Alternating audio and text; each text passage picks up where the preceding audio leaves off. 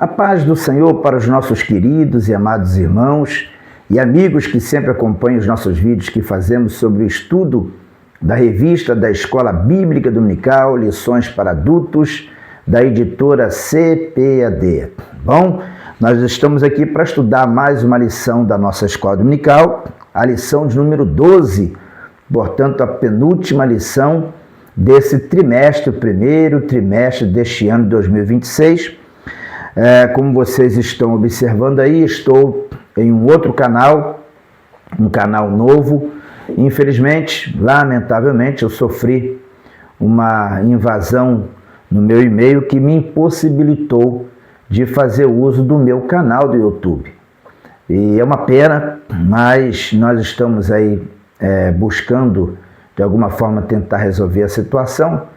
E enquanto isso não acontece, nós vamos usar esse canal aqui, é um canal novo, que eu fiz justamente para dar continuidade, não deixar parar o nosso trabalho aqui de pré-aulas da Escola Bíblica Dominical, ok? Portanto, vai ser muito importante você que vai aqui nos acompanhar, nos assistir, que você compartilhe o nosso vídeo. Vai ser muito importante que você compartilhe e você se inscreva, né? Porque esse canal tá zerado aqui. Acho que só tem uma pessoa inscrita aqui. Então, eu peço que você se inscreva e compartilhe aqui o nosso canal para que as pessoas possam assistir aqui a nossa pré-aula, ok? Você vai ter aí o link, aí, por gentileza, compartilhe o nosso link para que outras pessoas tenham acesso e assim nós possamos dar continuidade a esse trabalho que eu acredito que é um trabalho de grande relevância, de grande importância. Bom, lição 12, como já falei, nós estamos estudando uma série de lições nesse trimestre que tem como assunto geral a Santíssima Trindade, o Deus único revelado em três pessoas eternas. Então, nós estamos estudando aqui sobre a doutrina da Trindade no decorrer de todo esse trimestre. Sem dúvida nenhuma, um trimestre muito proveitoso, muito profundo em termos de doutrina teológica e muito importante, porque um verdadeiro cristão, ele precisa ter uma ideia de quem é Deus, ele precisa conhecer Deus. E a gente conhece Deus através da experiência com ele, experiência pessoal, e através das Escrituras, principalmente através das Escrituras, porque até a experiência pessoal que alguém tem com Deus precisa estar de alguma forma pautado nas Escrituras, que é a nossa regra de fé e prática para a nossa vida cristã, ok? Bom, 12ª lição. Estamos encerrando o trimestre. Na lição de hoje, nós vamos estudar sobre o Filho e o Espírito Santo. Na lição passada, estudamos sobre o Pai e o Espírito Santo, ou seja, a relação entre o Pai e o Espírito Santo. Nós estamos falando de duas pessoas distintas. Lembrando sempre que nós cremos em um Deus único, cremos em um só Deus, de uma só essência e natureza, mas que se manifestou aos homens em três pessoas distintas. Se manifestou aos homens na pessoa do Pai, na pessoa do Filho e na pessoa do Espírito Santo. Na lição passada nós aprendemos sobre a relação entre o Pai e o Espírito Santo, o trabalho conjunto do Pai com o Espírito Santo e o resultado que nos trouxe. Qual foi o resultado dessa relação entre o Pai e o Espírito Santo? Falamos sobre isso na lição passada. A lição de hoje fala da relação do Filho e o Espírito Santo. E por que essa ênfase tão grande em mostrar a relação do Espírito Santo com o Pai e com o Filho? Porque hoje a pessoa da Trindade que está trabalhando dentro da igreja diretamente é o Espírito Santo. O Espírito Santo foi enviado pelo Pai e pelo Filho para nos servir como consolador, como advogado, para nos servir como capacitador, como aquele que tem o poder de aplicar em nós a salvação que foi executada por Cristo na cruz do Calvário. É o Espírito Santo que aplica a salvação em nós. É o Espírito Santo que regenera aqueles que creem em Jesus como Salvador. É o Espírito Santo que opera todo o processo salvífico na vida do ser humano.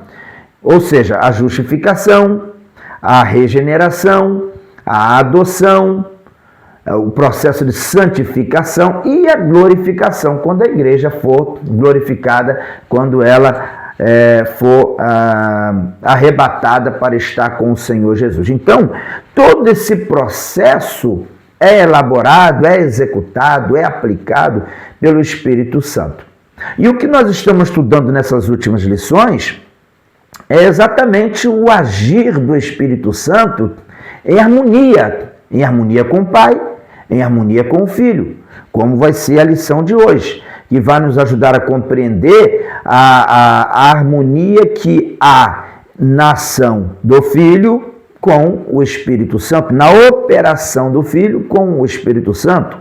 E nós estamos falando, claro, na questão relacionada principalmente à salvação, porque para que nós pudéssemos ser salvos, houve uma ação harmônica, uma ação em conjunto do Pai, Filho e o Espírito Santo. Os três trabalharam em conjunto para que a salvação se tornasse uma realidade para nós, ok? Então, por isso que o título da lição de hoje trata desta forma: o Filho e o Espírito.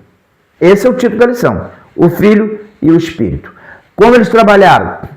Como foi a obra operada por eles, em conjunto, em harmonia, no sincronismo? Como funcionou? E o que resultou para nós essa unidade, né, entre o Filho e o Espírito Santo?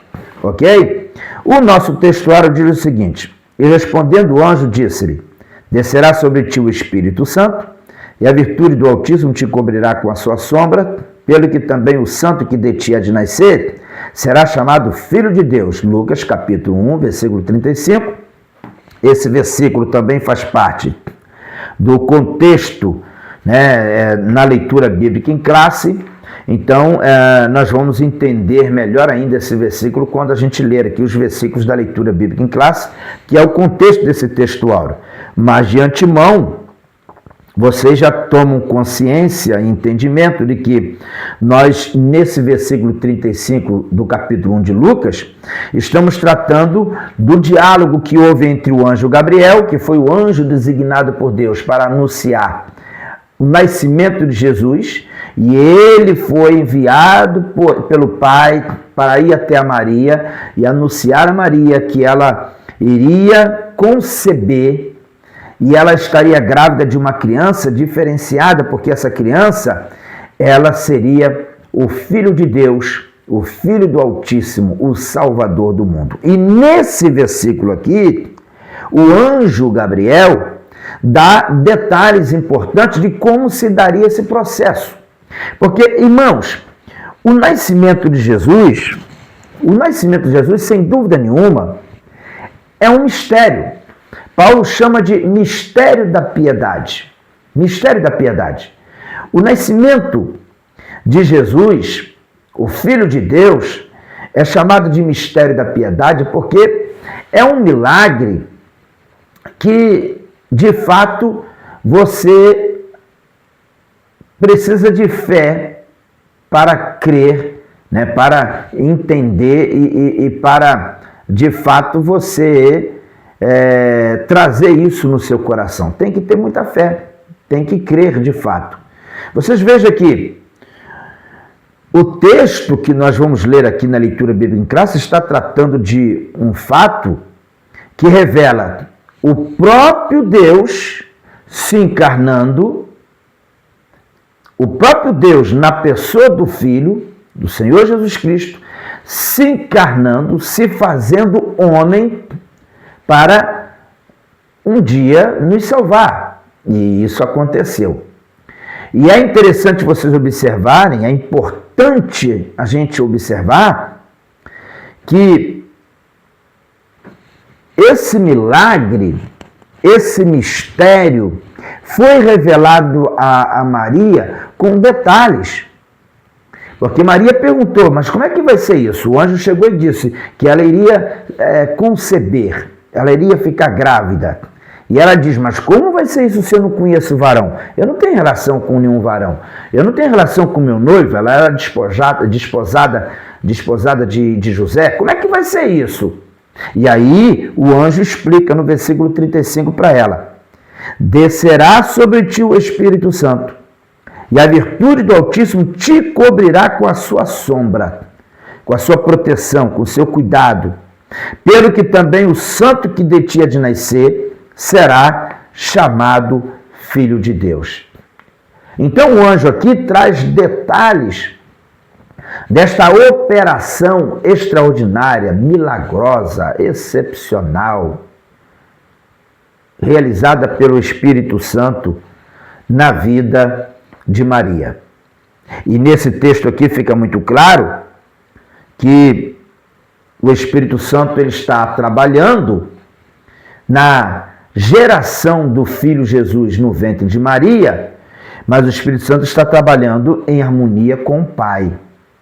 Portanto, o Pai, o Filho e o Espírito Santo trabalhando em perfeita harmonia para que Jesus viesse nascer em forma humana, em forma carnal, se cumprindo o que está escrito lá em João, e o Verbo se fez carne e habitou entre nós, e vimos a sua glória como a glória do unigênito do Pai.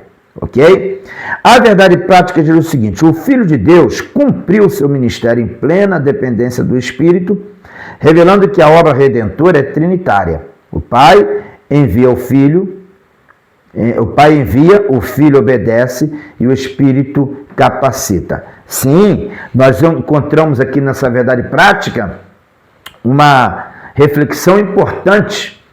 Nós vamos observar que Jesus, enquanto estava aqui na sua forma humana, sendo ele Deus, esvaziou-se da sua glória, esvaziou-se de todo o seu esplendor divino.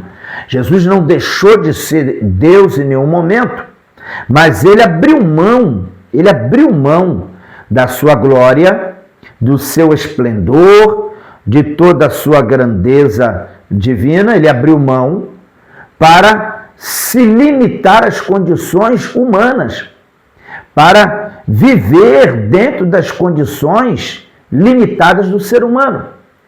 E enquanto Jesus estava vivendo dentro dessas condições limitadas de um ser humano, Jesus, ele foi guiado, dirigido pelo Espírito Santo também. Ele teve a companhia do Espírito Santo. A Bíblia diz que foi o Espírito Santo que levou Jesus para o deserto para ele ser tentado pelo diabo. E o que isso significa? Significa que o Espírito Santo estava acompanhando a Jesus. O Espírito Santo acompanhava Jesus, capacitando Jesus, guiando, orientando Jesus. Mas Jesus não era Deus, pastor? Sim, Jesus nunca deixou de ser Deus, mas ele se propôs a se reduzir ao nível do homem, a se rebaixar ao nível do homem. E ele, se limitando às condições humanas, ele dependeu do Espírito Santo. Ele dependeu da graça, da orientação e da ação do Espírito Santo na vida dele, mesmo sendo Deus, mesmo sendo ele Senhor. Mas ele viveu dirigido pelo Espírito Santo, capacitado pelo Espírito Santo, orientado pelo Espírito Santo, justamente para cumprir as Escrituras. Porque Jesus, sendo 100% Deus, também era 100% homem. Então ele se sujeitou às limitações humanas para que ele pudesse cumprir a sua missão de morrer na cruz pelos nossos pecados. Ok? Bom, leitura bíblica em classe se encontra em Lucas capítulo 1, versículo 26 até o 38. Os objetivos da nossa lição, nós temos 3 objetivos. O primeiro objetivo é mostrar que a concepção de Jesus foi obra sobrenatural do Espírito Santo. Esse é o primeiro objetivo da lição. Segundo objetivo, é explicar que Jesus viveu e realizou seu ministério em plena dependência do Espírito Santo. Como eu já falei aqui, Jesus, enquanto homem, trabalhou na dependência, na cooperação do Espírito Santo. E terceiro objetivo da lição nos diz que o terceiro objetivo é destacar que a obra da salvação é trinitária e exige do crente fé e submissão. Esses são os 3 objetivos. Vamos à leitura bíblica em classe? Lucas capítulo 1, versículo 26 até o 38, diz assim: E no 6º mês foi o anjo Gabriel enviado por Deus a uma cidade da Galiléia chamada Nazaré. Então Maria estava morando, no caso, em Nazaré. Maria, José, certamente. Versículo 27. A uma virgem desposada, ou seja, noiva, com um varão cujo nome era José, da casa de Davi, e o nome da virgem era Maria. Tanto Maria quanto José eram descendentes da tribo de Judá, portanto, da tribo de Davi também, da família de Davi. Versículo 28. E entrando o anjo onde ela estava, disse: Salve, agraciado, o Senhor é contigo, bendita és tu entre as mulheres. Então o anjo chega e sauda Maria, chamando-a de bendita e agraciada. Por que bendita e agraciada? Porque ela foi escolhida para uma obra excepcional. Ela foi escolhida para ser a mãe de Jesus, enquanto Jesus estivesse aqui na terra. Ela foi escolhida para conceber Jesus como homem. Então, por esta razão, ela foi chamada pelo anjo de agraciada, que é uma graça maior do que essa, né? E uma mulher bendita, abençoada. Versículo 29. E vendo-a ela, turbou-se muito com aquelas palavras e considerava que saudação seria esta. É claro que Maria ficou surpresa com essa saudação do anjo. Primeiro, ter um anjo na sua casa já é algo surpreendente. E esse anjo, com uma saudação como essa, sem dúvida nenhuma, a surpresa de Maria foi muito grande. Muito bem. Mas na sequência o texto diz, versículo 30, e disse-lhe então o anjo: Maria, não temas. Não fica perturbada, não fica aflita, não fica angustiada, não temas, porque achaste graça diante de Deus. E eis que em teu ventre conceberás e darás à luz um filho, e pôr-lhe-ás o nome de Jesus. Então o anjo revela que ela vai ter uma criança, né? Ela conceberá no seu ventre, dará à luz um filho. Já diz aqui o sexo do menino, seria o sexo da criança, seria menino, e já diz o nome que ele deveria ter. Ele deveria se chamar Jesus, que significa Salvador. Versículo 32, este será grande e será chamado Filho do Altíssimo, e o Senhor Deus lhe dará o trono de Davi, seu pai. Então o anjo revela que esse menino seria chamado Filho do Altíssimo, portanto, Filho de Deus, e o pai, no caso o Senhor Deus, dará a ele o trono de Davi. Ele seria herdeiro daquela promessa que Deus fez a Davi, que Davi teria teria entre os seus descendentes alguém que reinaria eternamente. E Jesus, ele é esse herdeiro do trono de Davi. Jesus é esse herdeiro da descendência de Davi. Na natureza humana, Jesus, ele é filho de Davi, descendente de Davi. Portanto, o herdeiro do trono e aquele por quem a promessa que Deus havia feito a Davi iria se cumprir.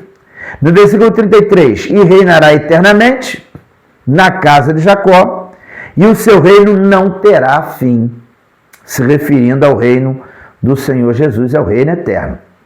Versículo 34, e disse Maria ao anjo, como se fará isso, visto que não conheço varão? Aí Maria pergunta, mas como é que vai ser isso? Eu não conheço varão, eu não sou casada ainda, eu não tenho relações com um homem, eu sou uma noiva, como é que vai se dar isso? Como que vai acontecer? Ela pergunta. Esse não é um questionamento que aborrece a Deus. O questionamento de Maria aqui não é um questionamento que entristece a Deus. Existem pessoas que fazem questionamentos a Deus errado. Mas esse questionamento aqui era o questionamento de alguém que queria entender. Era o questionamento de uma menina simples que queria compreender como que ela iria ser esse instrumento de um milagre tão extraordinário. Porque, de fato, para Maria, isso aqui era muito novo. E ela questiona na sua simplicidade. E ela obtém a resposta, ela obteve a resposta do seu questionamento, porque quando nós questionamos a Deus na nossa simplicidade, tentando entender os seus mistérios, Ele nos revela. Porque a Bíblia diz que os segredos do Senhor são para os que o temem. Então, até mesmo nós, quando temos dúvidas, quando temos questionamentos a fazer, se nós fizermos esse questionamento com temor, com reverência e na nossa humildade e simplicidade, o Senhor nos responde. E Ele revela. Porque a Bíblia nos garante que os segredos do Senhor são para aqueles que temem ao Senhor. Ele revela os seus segredos. E Ele revelou a Maria. O anjo, no versículo 35, começa a revelar para Maria. Respondendo o anjo, disse-lhe, descerá sobre ti o Espírito Santo, e a virtude do Altíssimo te cobrirá com a sua sombra. Pelo que também o santo que de ti há de nascer será chamado Filho de Deus.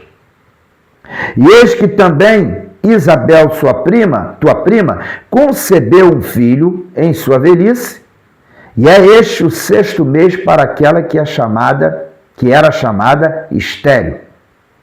Porque para Deus nada é impossível. Nós temos dentro desse relato aqui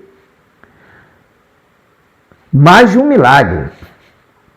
Porque quando o anjo fala que Isabel já estava grávida de 6 meses, lá na casa de Isabel havia acontecido um grande milagre.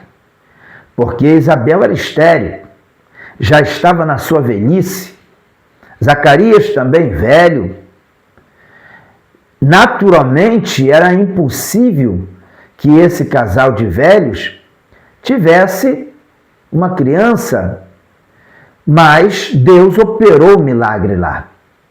E na casa de Maria, nós temos um outro milagre. Mas esse milagre que acontece aqui na casa de Maria, ele ainda é maior do que o milagre que acontece na casa de Isabel. Por quê? Porque Maria não teve relação nenhuma com José, foi uma concepção gerada pelo Espírito Santo, ok? Então Jesus não foi gerado por José, Jesus foi gerado pelo Espírito Santo. João Batista foi gerado por Zacarias. Mas, na ocasião aqui relacionada a Maria, Jesus enquanto ser humano, foi gerado pelo Espírito Santo no ventre de Maria. Não houve nenhum contato, não houve nenhuma relação humana. O que houve ali foi uma ação extraordinária, um grande milagre, um grande mistério que se desenrolou ali quando Maria ela passa a conceber ela engravida, ela fica grávida, sem qualquer contato sexual. Uma ação operada pelo Deus Espírito Santo, pelo próprio Deus. Uma ação operada pelo Espírito Santo. E Maria, ela agora se encontra gerando uma criança.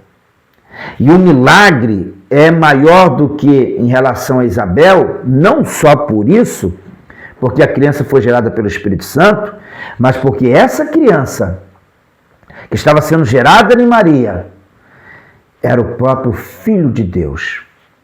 Melhor, era o próprio Deus encarnado. Vocês têm noção da grandeza desse milagre? Por que Paulo chamou isso de mistério da piedade?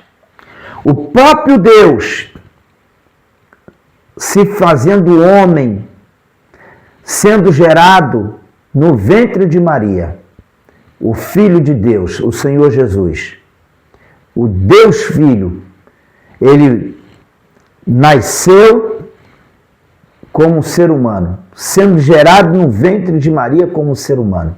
Então isso aqui é um milagre extraordinário.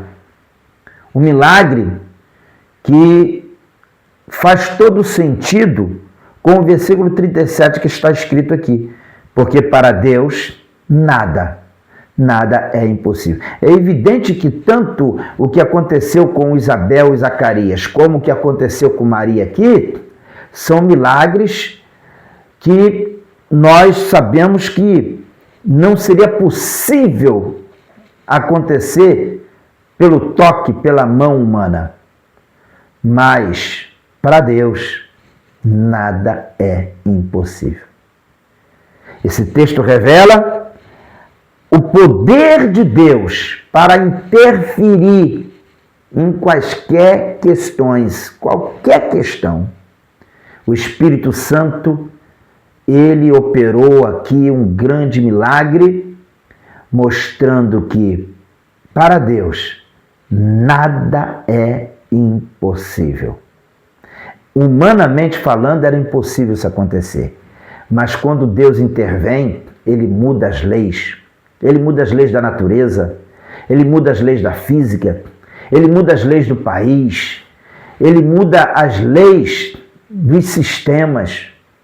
Para Deus, nada é impossível. Ele tem o controle sobre todas as coisas. E toda essa ação aqui, operada pelo Espírito Santo, só vem a confirmar uma coisa: o Espírito Santo é Deus Todo-Poderoso.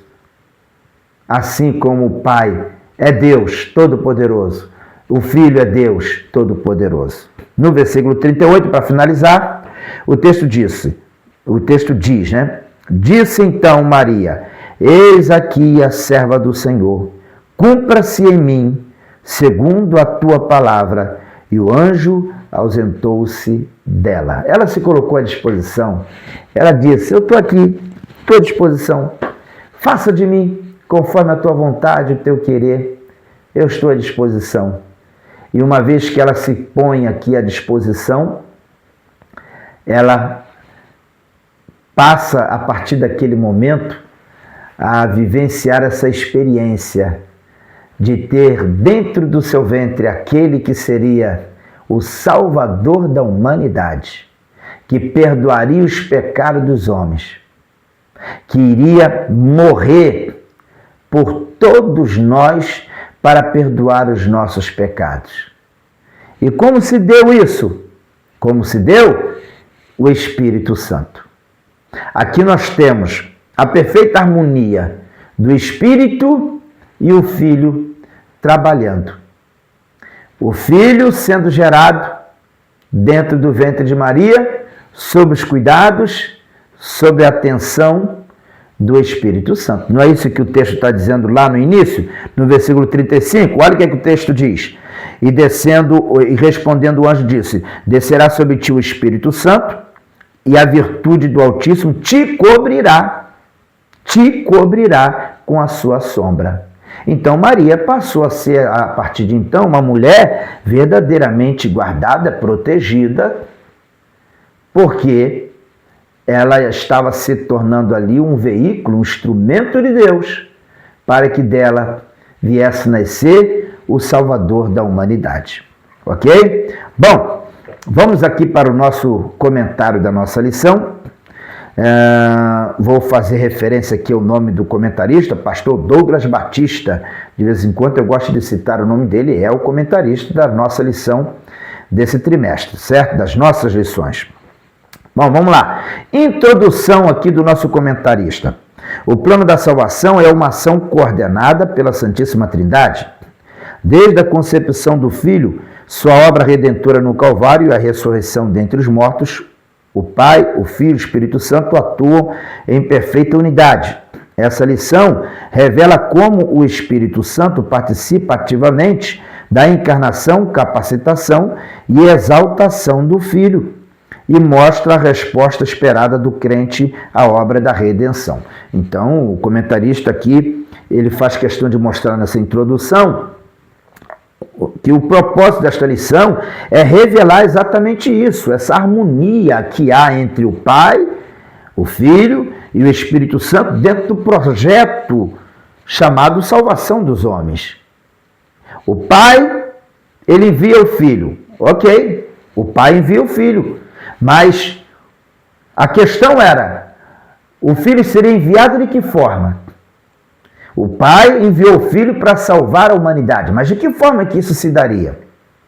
Aí entra o Espírito Santo fazendo o trabalho dele. Aí entra o Espírito Santo na área que lhe cabe, que é exatamente gerando em Maria esta criança, que seria o Salvador. Então você vê aqui com muita clareza a harmonia, o sincronismo que existe, a boa sintonia, a boa ligação, o trabalho em cooperação entre o Pai, o Filho e o Espírito Santo em prol da salvação dos homens. Primeiro tópico da nossa lição, nós temos aqui o Espírito e a concepção do Filho. Primeiro subtópico, o anúncio do nascimento de Jesus. Lucas registra que o anjo Gabriel foi enviado por Deus à cidade de Nazaré, na Galileia. O mensageiro visita uma jovem chamada Maria. Ele faz uma revelação surpreendente. E eis que em teu ventre conceberás e darás à luz um filho. E ainda lhe diz o nome da criança, poliás o nome de Jesus. Gabriel também declara que o menino será chamado Filho do Altíssimo. Maria demonstra perplexidade, não entende como isso poderia acontecer, uma vez que era virgem. A esse respeito, o anjo lhe assegura, para Deus nada é impossível. Na sequência, o texto afirma que ela creu e, na mais completa confiança e submissão, declarou, eis aqui a serva, deixa eu puxar aqui a folha, eis aqui a serva do Senhor, cumpra-se em mim a tua palavra. Ela se colocou à disposição. Ela não teve dúvida de que Deus estava realmente no negócio. Ela tinha ali diante dela um anjo que se apresentou com o nome, se declarou para ela e revela para ela o plano de Deus na vida dela e ela aceitou esse plano. Ela entendeu o plano de Deus para a vida dela. Que coisa boa quando a gente se submete ao plano de Deus, né? Quando a gente se coloca à disposição. Maria aqui é um grande exemplo de alguém que se posicionou a favor do plano de Deus na vida dela. Ela fez um questionamento, não no sentido de afrontar a Deus, de desafiar a Deus. O questionamento dela não era nem no sentido de tentar fugir da responsabilidade. Não, pelo contrário. Ela queria entender como que ela iria ser esse instrumento, como que iria acontecer esse processo de concepção de uma criança nela, que era uma mulher virgem.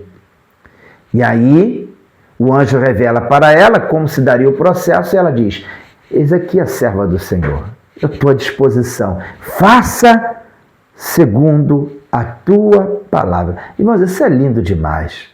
Isso é lindo demais. Vocês sabem o que acontece? Vamos estender um pouco o assunto aqui. Você já imaginou que não foi fácil para Maria essa concepção? Em que sentido? Como é que ela iria explicar para a sociedade a sua gravidez? Nós sabemos que José tentou fugir quando soube que Maria estava grávida. Ele tentou fugir, justamente porque ele não queria entregar Maria ao escárnio ou até o apedrejamento, porque naquela época uma mulher apanhada em adultério, ela seria apedrejada, e se Maria estava grávida e José não era o pai, quem era o pai? Nós sabemos que houve um momento em que José quis fugir da situação. E a intenção dele, certamente, era até preservar Maria do pior.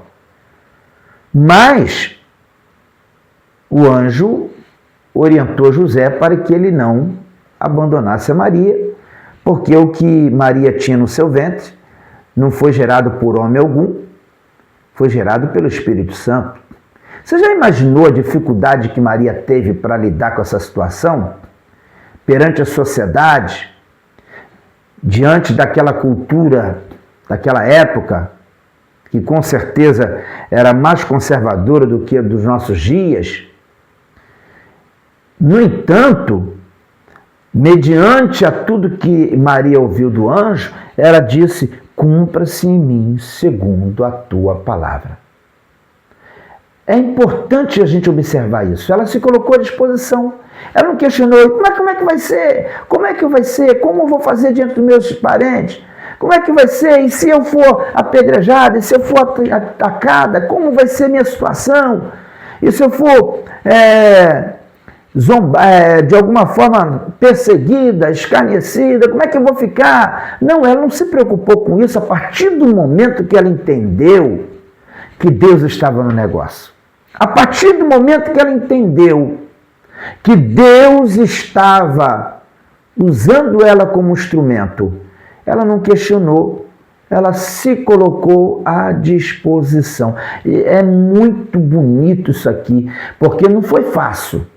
Não foi fácil para Maria, mas é muito bonito ver como que ela se posicionou favorável à vontade de Deus, mesmo imaginando ela que não seria fácil, porque ela sabia que não seria fácil de encarar isso diante da sociedade. No segundo subtópico, nós temos o Espírito como agente da concepção. A explicação que o anjo faz a Maria de como seria a concepção é singular e miraculosa. Descerá sobre ti o Espírito Santo.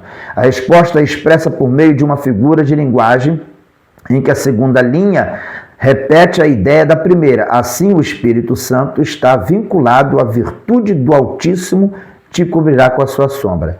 Como já estudado, a sombra refere-se à presença de Deus, reporta-se a nuvem da presença divina na transfiguração e sinaliza o poder criativo do Espírito de Deus. Logo, reitera-se que a sombra do Espírito é protetiva e criadora. Desse modo, elucida o anjo, a concepção será obra do Espírito Santo pelo poder do Altíssimo.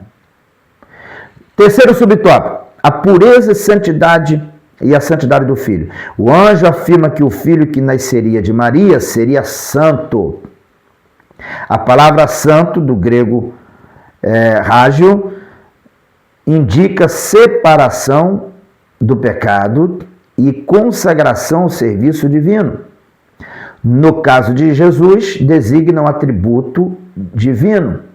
Ele já nasceu santo, assumiu a carne, mas não o pecado.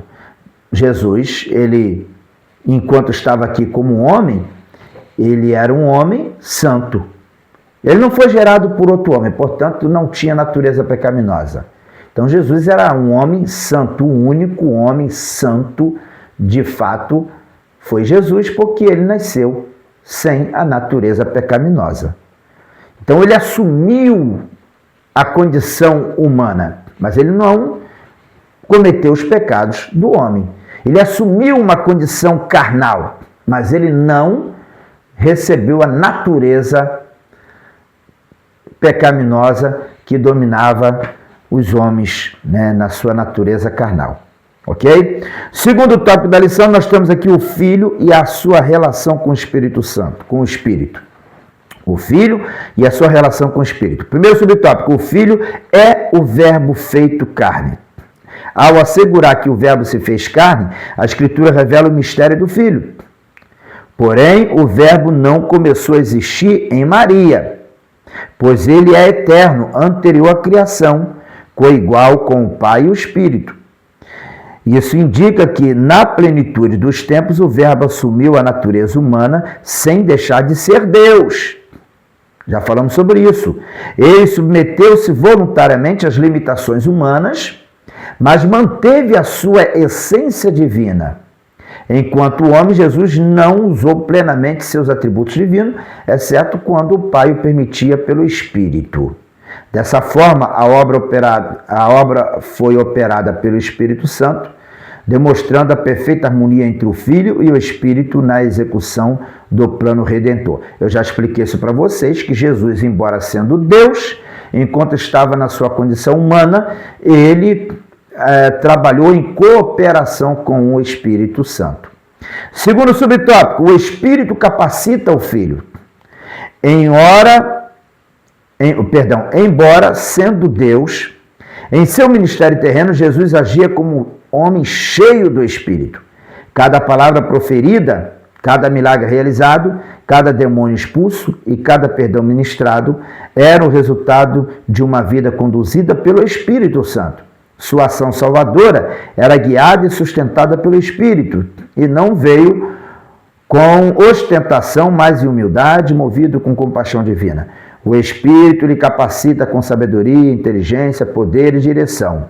Esse padrão mostra que até mesmo o Verbo encarnado escolheu depender do Espírito de Deus. É também um modelo para todo o verbo cristão. Toda a obra espiritual deve ser realizada no poder e na direção do Espírito. Por que Jesus, enquanto homem, ele esvaziou-se da sua glória e trabalhou em cooperação com o Espírito Santo ou na dependência do Espírito Santo? Para servir de exemplo para nós. Para servir de exemplo para nós. Jesus orou, precisava orar? Jesus jejuou, precisava jejuar? O Filho de Deus? Não. Jesus não precisava. Mas Jesus fez para servir de exemplo para nós. Ok? Jesus é o exemplo de homem, modelo de homem para todos nós. Homem santo. No terceiro subtópico, nós temos aqui o Filho e o poder do Espírito. Como observado, o ministério de Jesus foi marcado pela dependência do Espírito. Isso não nega sua divindade, mas exalta sua humildade na encarnação. Seu batismo foi confirmado pelo Espírito e pela voz do Pai como manifestação da Trindade. No deserto, pelo Espírito, venceu a tentação como novo Adão. A unção do Espírito sustentou seu ministério. Seus milagres, operados em comunhão com o Espírito, revelaram o reino de Deus. Em sua humanidade, submeteu-se ao Pai e agiu no poder do Espírito. Ok. Agora nós vamos para o terceiro e último tópico da lição, fechando. Tem como título a Trindade e a missão redentora. Primeiro subtópico, o Pai envia o Filho e o Espírito. A salvação é a iniciativa do Pai. Ele é a fonte de todo o propósito redentor. Isso distingue o Pai do Filho e do Espírito Santo. O Pai envia o Filho ao mundo, não apenas como mensageiro, mas como oferta viva. O Filho, o Verbo eterno, assume a carne para cumprir perfeitamente a lei e tomar sobre si a condenação do pecado. O Espírito, por sua vez, não é agente passivo, mas ativo, desde o princípio. Ele concebe o Filho no ventre de Maria, acompanha-o em cada passo do seu ministério e aplica os méritos da redenção nos corações dos crentes. Essa cooperação revela a atuação da Trindade no plano da salvação. O Pai decreta, o Filho executa e o Espírito aplica. A redenção é, portanto, uma expressão do amor trinitário em missão. Em missão. Vocês vejam que coisa interessante. Aquilo que nós falamos antes sobre a harmonia do Pai, Filho e Espírito Santo. O Pai enviou o Filho foi gerado pelo Espírito, o Filho é batizado nas águas, é levado ao deserto pelo Espírito e ele exerce o seu ministério com a cooperação direta do Espírito. Então você vai ver a presença do Espírito Santo, em todo o ministério do Senhor Jesus. Mas quando Jesus está prestes a ir para a glória, ele diz, eu vou enviar para vocês, porque o Espírito estava atuando junto com o Filho. Agora, quando Jesus fosse assunto aos céus, o Espírito ia atuar junto aos discípulos, junto à igreja, na igreja. Ou seja, ele ia cooperar com a igreja, conforme está escrito lá em Marcos, e cooperando com eles o Espírito Santo. Então o Espírito Santo, que o tempo todo esteve com Jesus, o enchendo, o capacitando, o direcionando, o orientando, o tempo todo cooperando com ele, agora ele está cuidando, cooperando, cuidando, direcionando a igreja do Senhor Jesus. Hoje o Espírito Santo trabalha no meio da igreja. Então vocês vejam que o Espírito Santo sempre esteve atuando, sempre esteve ativo. Gênesis capítulo 1, versículo 1 diz lá: no princípio criou Deus os céus e a terra era sem forma e vazia, e havia trevas sobre a face do abismo. Aí no versículo 2 diz: e disse Deus, haja luz, e houve luz. Aí antes disso, antes de Deus fazer a luz, diz lá: e o Espírito de Deus se movia, ou pairava sobre a face das águas. Então, o Espírito Santo sempre esteve com o Pai e com o Filho. Aí no versículo seguinte, quando diz, disse Deus, olha a palavra, olha o verbo aí, olha a palavra. Disse Deus, haja luz, e houve luz. E o Espírito Santo estava junto ali. Então o Pai, o Filho e o Espírito Santo sempre trabalharam em harmonia, sempre trabalharam em conjunto. Cremos em um Deus único, que se manifesta aos homens em três pessoas distintas. E Deus sempre trabalhou de forma harmônica na pessoa do Pai, do Filho e do Espírito Santo. Então, o que nós temos aqui no primeiro subtópico do terceiro tópico é uma comprovação dessa harmonia. Segundo subtópico, o Espírito revela e exalta o Filho. João explica que a missão do Espírito não é atrair atenção para si, mas revelar e exaltar o Filho. Jesus Cristo afirmou: ele me glorificará, porque há de receber do que é meu e vou-lo-á de anunciar. Esclarece-se que o Espírito não busca a glória própria, mas dá testemunho do Filho. Por isso que você vê que na igreja o Espírito Santo capacita os crentes com os dons e sempre o propósito é glorificar o Filho, é exaltar o nome do Filho, o nome que foi dado sobre todos os nomes, Jesus. O propósito do Espírito Santo na igreja é glorificar o nome do Senhor Jesus. Esse é o propósito do Espírito Santo. O Espírito Santo não fala de si mesmo. O Espírito Santo não trabalha para enaltecer seu nome. Ele trabalha para glorificar o nome de Jesus no meio da igreja. No terceiro subtópico fala sobre a fé e a submissão do crente. O plano da redenção, embora concebido e executado pela Trindade, requer uma resposta humana. Não somos agentes da redenção, mas somos seus recipientes e participantes. Maria, ao ouvir a mensagem do anjo sobre a concepção milagrosa, mesmo sem entender plenamente, submeteu-se com fé. Sua resposta é um exemplo profundo da postura de todo crente que deve assumir diante da obra trinitária, isto é, confiar com humildade e entrega total. Nós já falamos sobre isso, né? A postura de Maria. E para concluir a lição, diz o seguinte aqui a conclusão. Reiteramos que a redenção é uma obra trinitária que revela a perfeita unidade e cooperação entre as pessoas divinas. O Filho, embora sendo Deus, submeteu-se ao Pai e agiu no poder do Espírito. Ao completarmos essa harmonia divina, somos convidados a uma resposta de fé genuína em Cristo, submissão voluntária à vontade do Pai e obediência perseverante à direção do Espírito Santo em um novo viver diário. Muito bem, maravilha. Está aí, encerramos mais uma lição. Mais uma vez eu peço a vocês, por favor, compartilhe esse vídeo, compartilhe nosso link, me ajuda, porque estamos aí com um YouTube, um canal novo, até espero em Deus conseguir recuperar outro, mas enquanto não recuperar, vamos usar esse canal novo aqui. E eu preciso que vocês me ajudem, buscando pessoas para se inscrever no nosso canal. Se inscreva, por favor, e compartilhe nosso link aí, porque eu perdi os meus contatos. Eu mandava esses links para todo mundo que eu tinha contato, mas eu perdi. E agora vou precisar muito que vocês, que já têm o meu contato, que vão receber esse link, me ajude a compartilhar o nosso link aqui para que as pessoas tenham acesso à nossa pré-aula aqui da Escola Dominical. Deus abençoe a todos. Fiquem todos na paz do nosso Senhor e Salvador Jesus Cristo.